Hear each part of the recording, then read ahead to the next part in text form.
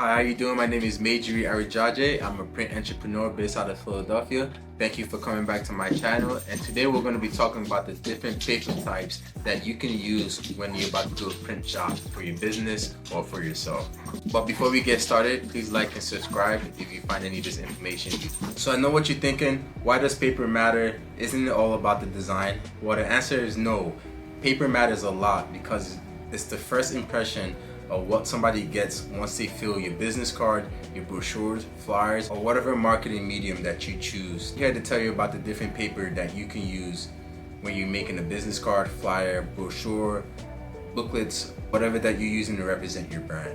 So picture this, that you're holding a business card and it's not just your card, it's your business card and it represents your brand. The moment someone touches it, they're getting a tactile experience of your brand. And that's where the paper comes into play. You see, different paper has different textures, and the texture that you're using speaks volumes about your brand. The main thing I want you to take out of this is text weight or cover weight. For text weight, you're using text weight for mostly flyers, brochures, sales sheets, and things that you're going to be handing out on a day-to-day basis.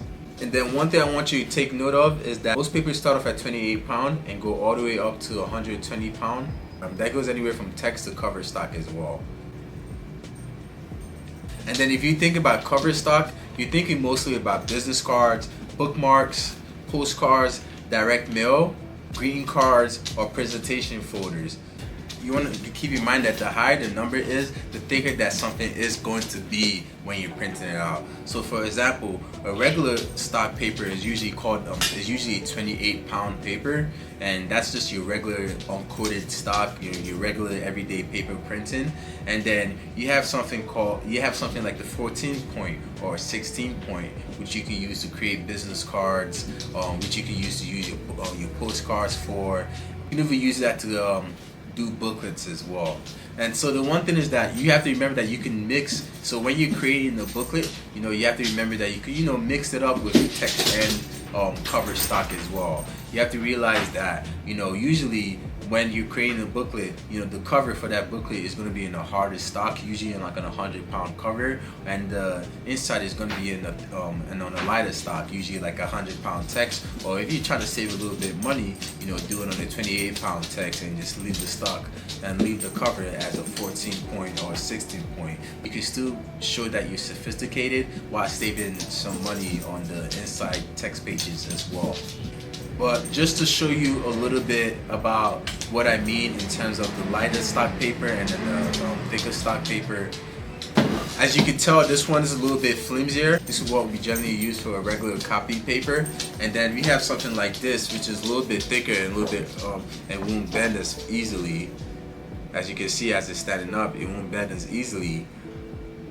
And this is what we will use for a business card or a postcard or the inside or the outside cover stock of your, of a booklet that you're trying to do as well.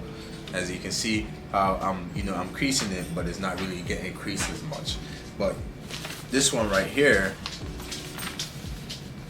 very easy to crease. To keep in mind when you're selecting your paper stock, how thick it is and exactly what you're going to be using it for, because you don't want to use a text weight paper for business cards, and you don't want to use text weight paper to send out an EDDM, because somebody receives it, they're going to think you're not serious because it's lighter. You didn't make any effort to think about how it was going to be represented when you touch people's hands. And you also have to think about whether you're going to be doing the gloss and matte as well. And I dropped another video about the differences, because doing gloss and matte, you're going to notice certain designs just look better on the glossy paper and certain designs just look better on matte paper. And when people do reach out to us, we take a look at it and recommend the finishing depending on the different product that they're trying to get accomplished. So I just want you to remember that your choice of paper isn't just about the aesthetics, it's about your brand, it's about what you want people to feel when they touch your materials. Are you all about sophistication, adventure, or eco-friendly? Your choice of paper can tell a story. So next time that you're getting something printed, think beyond the design and think about the paper and how you expect it to feel and look at the end of it. Because your paper is a subtle yet powerful tool to get people in front of you. Thank you for watching this video. If you find any of this useful, please drop a comment and a like, and feel free to ask me any questions that you might have that you regards to getting your brochures, business cards, or any printed material done for your business.